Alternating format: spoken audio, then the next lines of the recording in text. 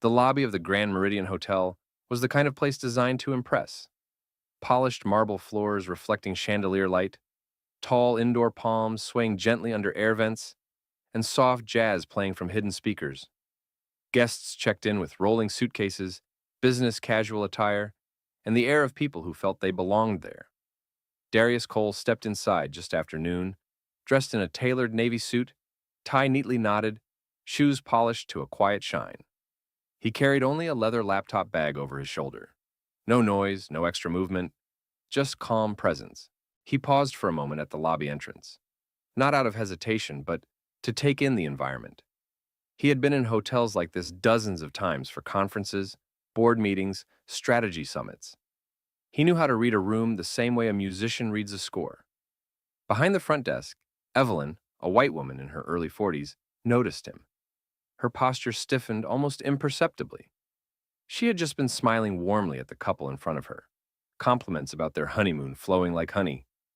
But when she looked at Darius, the smile didn't return. Instead, her expression shifted to something neutral, guarded, polite in form, but not in feeling. He approached the desk and offered a gentle, professional smile. "Good afternoon. I have a reservation under Darius Cole." Evelyn gave a tight nod, fingers already poised over the keyboard. She didn't say, "Welcome." She didn't make eye contact. She typed slowly, eyes darting to him, then back to the screen, as if searching for something wrong instead of confirming something routine. "Are you sure it's under your name?" she asked. Darius kept his tone steady. "Yes. Checked in by the event coordinator." Evelyn clicked again and exhaled through her nose, sharp, annoyed. "Well, I'm not seeing it," she said. "We do have several conferences this week. Maybe you're at the wrong hotel?" A couple in line behind Darius shifted uncomfortably. A white businessman sidestepped to another check-in line entirely. This was not new to Darius. He had seen this before. In stores, in airports, in boardrooms. People trying to make him justify his right to be where he already belonged. He nodded calmly. "Could you check under the Meridian Leadership Summit block, please?" Evelyn's eyebrows twitched, surprised he knew the event name. She typed again, faster this time, and paused. Her face changed, but only for a moment. Because the reservation was there. Not just one night, a suite, VIP status. But instead of acknowledging her mistake, she drew herself up straighter and said, "We usually require a credit card and ID before we finalize anything. Policy." Her tone implied she expected something to be wrong with that too. Darius reached into his jacket slowly, placed his ID and card neatly on the counter, aligned perfectly. No irritation, no sarcasm.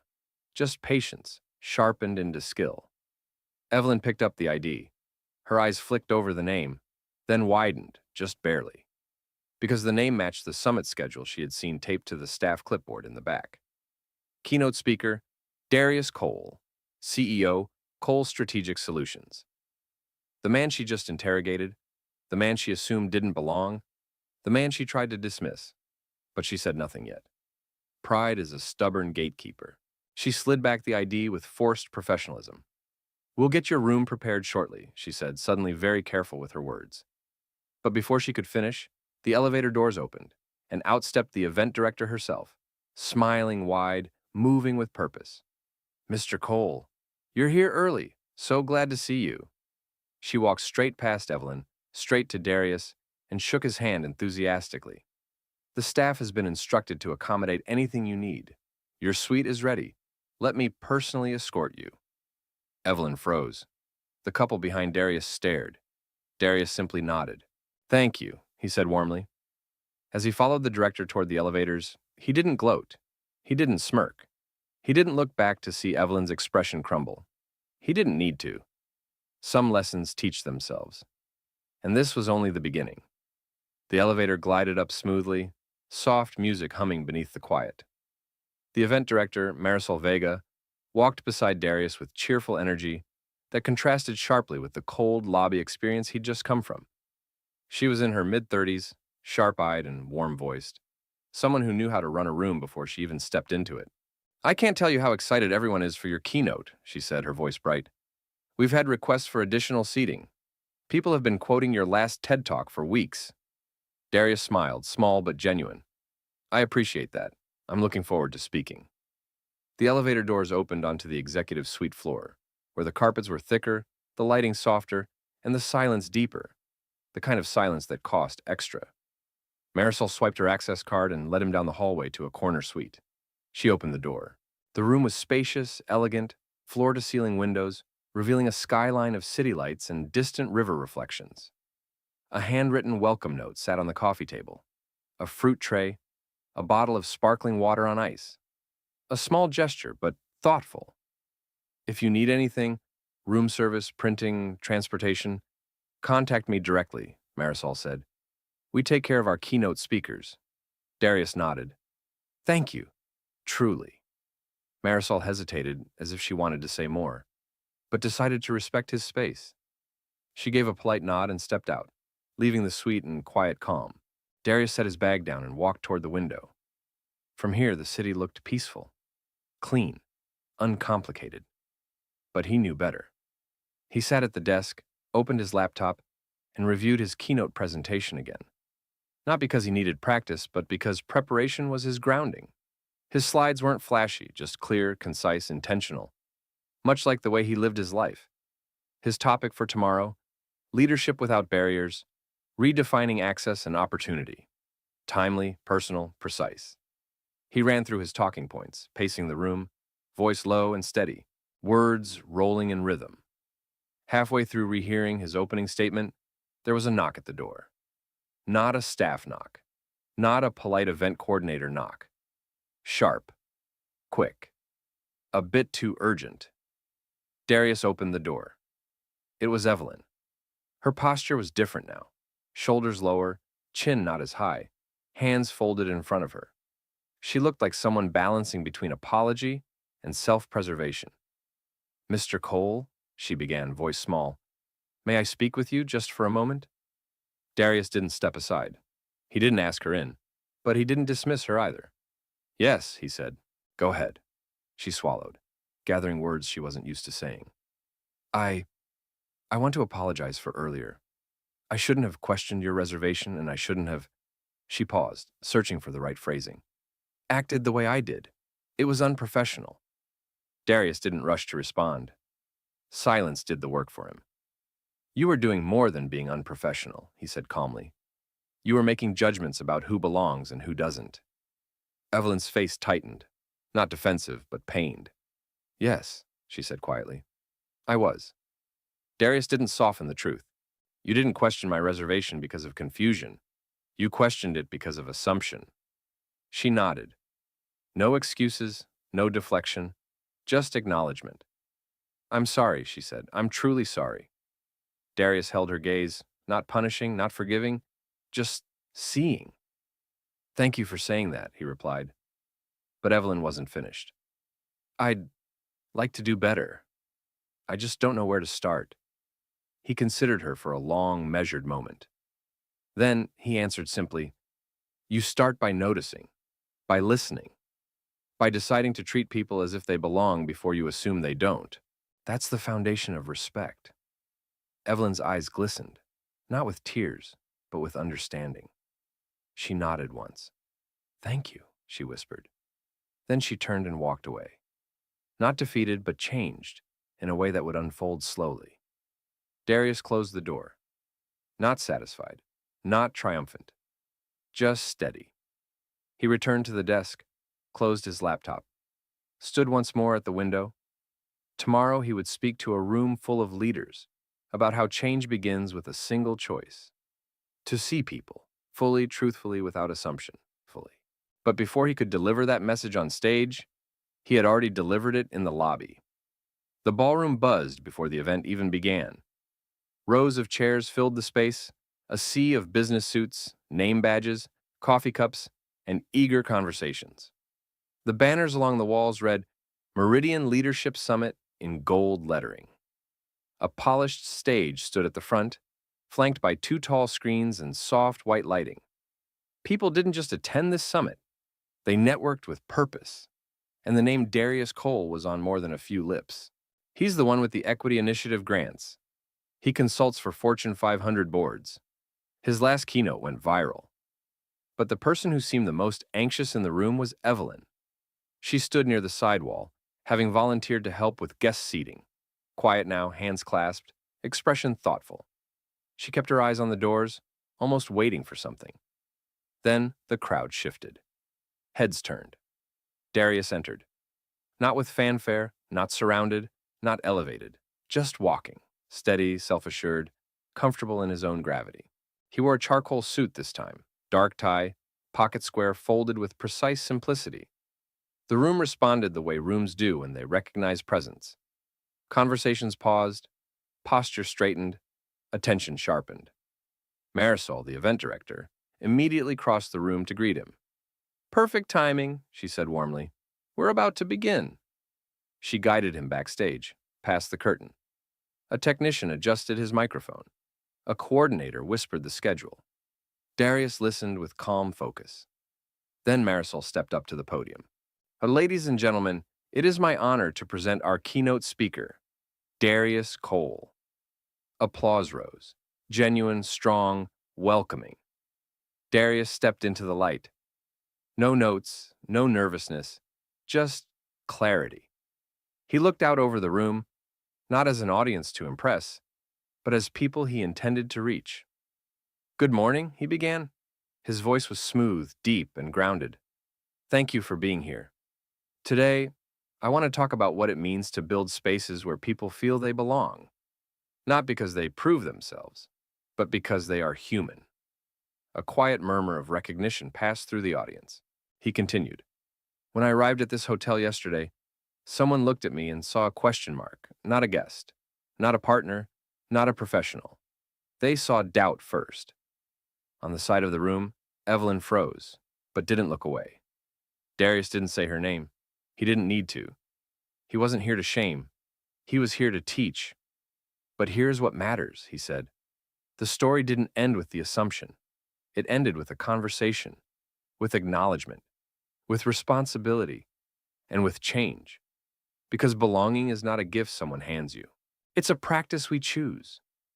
The room was silent now, not out of discomfort, but attention. True attention. Darius stepped closer to the edge of the stage.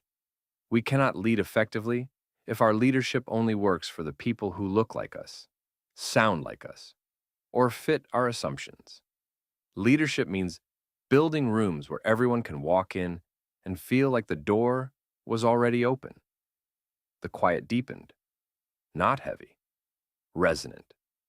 And Evelyn, standing along the wall, felt her chest tighten, not with shame, but with understanding.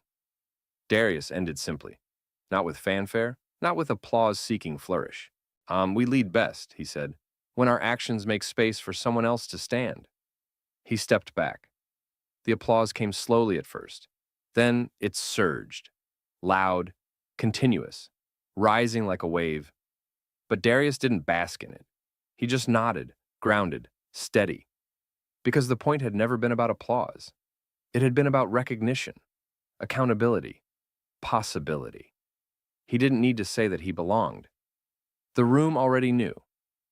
After the keynote, the conference spilled into the lobby and adjoining lounge like a tide of energized motion. People clustered in small groups, discussing points from the speech, exchanging business cards, scheduling follow-up calls.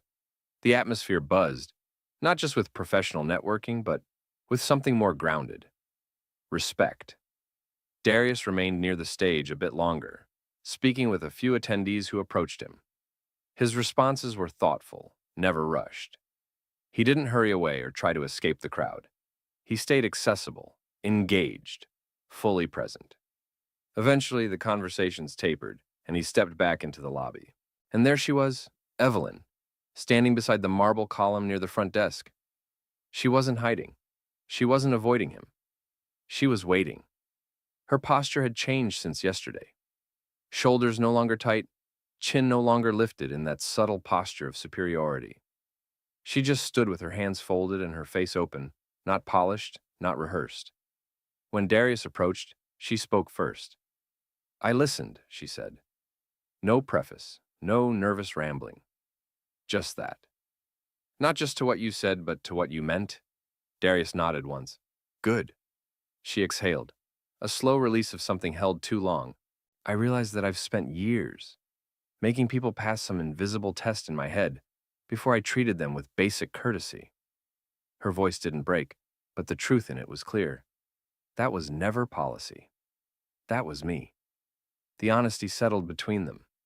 Quiet, uncomfortable, real. Darius didn't soften it. That's how bias works, he said. Not in rules, in habits. Evelyn nodded. I don't want those habits anymore. She looked directly at him now, not upward, not downward, just person to person. I know it's not your job to teach me, she said, but your words did. And I want you to know I won't forget this. Not an apology repeated. Not guilt begging forgiveness. A commitment. Darius accepted that. Then today is a beginning, he said. Evelyn let out a small, steady breath, like someone finally stepping into a room they never realized they were allowed in. Before either could say more, Marisol approached with several conference guests in tow. Mr. Cole, she said warmly, we're setting up the media room if you're ready for interviews. Darius nodded to her, then looked back to Evelyn. You have a good day, he said. You too, she replied, and this time her voice carried sincerity, not scripted politeness. Darius walked toward the elevators, disappearing into the flow of guests and colleagues. Evelyn stayed in the lobby, returning to the front desk, not with dread, not with forced formality, but with a different awareness entirely. When the next guest walked in, another traveler with tired eyes and a heavy suitcase, she smiled genuinely. Welcome to the Grand Meridian. How may I assist you today? Not because it was her job, because now she understood why the welcome mattered. The conference concluded the next morning, sunlight pouring into the hotel lobby in wide golden sheets. Guests checked out with rolling suitcases and half-finished coffees, the world returning to its usual pace. The lobby was quieter now, not silent but settled. Darius stepped out of the elevator with his bag over his shoulder, suit jacket folded neatly over his arm. He didn't rush. He moved with the same calm, steady confidence as always. The keynote had already circulated online. People were quoting him, tagging him, asking to collaborate, but none of that changed the way he walked. He approached the front desk. Evelyn was there, but she wasn't the same woman he had met 2 days ago. Her posture was open. Her eyes were kind. Her tone was warm, not exaggerated, not forced, just real. Good morning, Mr. Cole, she said.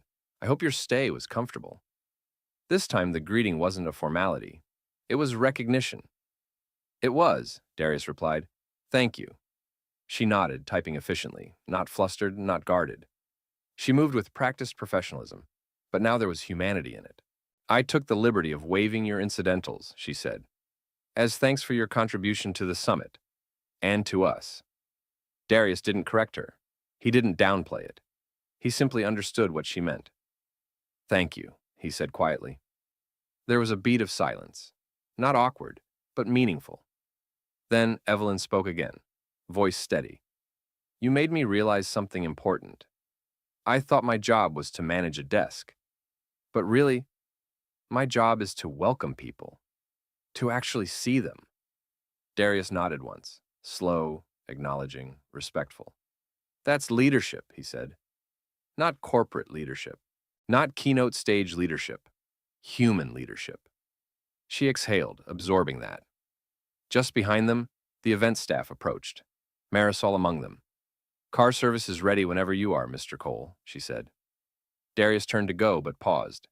He looked back at Evelyn, not to evaluate or test or measure, just to connect.